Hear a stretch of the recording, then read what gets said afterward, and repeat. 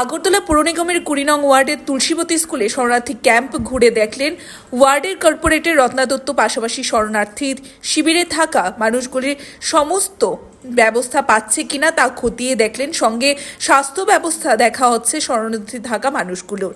Bureau report, Tripura news 8।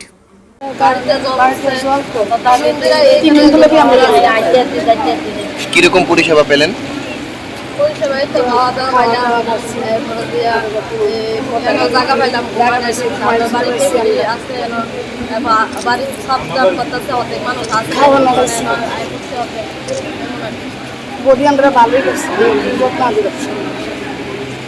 বৃষ্টির কারণে ঘরের ভিতরে জল একদম ভরে গিয়েছে, থাকা যায় এখানে এসে কিরকম পরিষেবা পেলেন? সবকিছু পেয়েছেন তো? এখানে আমরা বাড়িতে জল উঠছে, জল উঠানোর পরে আমরা এখানে 3 দিন ধরে এখানে আসি। তো তাই না দত্ত আমরা ভালোভাবেই সেবা শুশ্রূষা করতেছে। তার লেগে আমরা এখানে ইয়ে রয়েছি। ওখানে বাড়িতে জল ওখানে গেছে না, জল আছে ঘরে। পরিষেবা কিরকম? পরিষেবা খুব ভালো। সবকিছু খাওয়া দাওয়া খাওয়া দাওয়া দিতে আছে। আজকে 3 দিন যাবৎ ভালো মতোই আমরা এখানে করতেছে, সেবা শুশ্রূষা করতেছে, কোনো অসুবিধা নেই।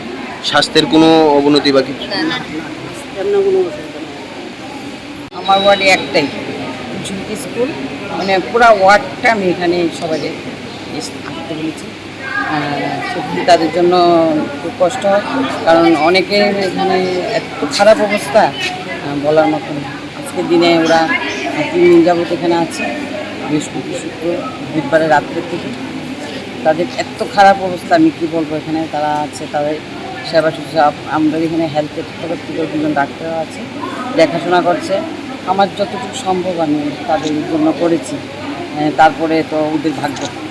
আর কতগুলো পরিবার রয়েছে এখানে? 60-70টা পরিবার আছে।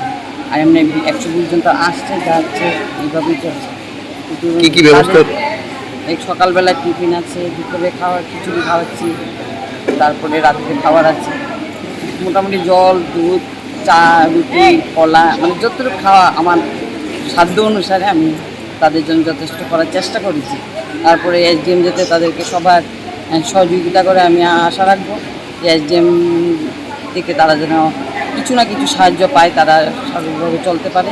তাদের ঘর দুয়ার একদম ভেসে গেছে জলে, টিভি, গডরেজ, যার ঘরে যা ছিল সব নষ্ট হয়ে গেছে। তার জন্য তাদেরকে সহযোগিতা করা অত্যন্ত দরকার। আমি রাজ্য সরকারের কাছে অনুরোধ রাখবো যে আমার 20 নম্বর ওয়ার্ডের পক্ষ থেকে যারা ইনভলভ হয়েছে তাদেরকে একটু দেখার জন্য, তাদের কিছু সহযোগিতা বা সাহায্যের হাত বাড়িয়ে দিয়ে যায়। আমি রাজ্য সরকারের কাছে অনুরোধ জানাচ্ছি এটার জন্য।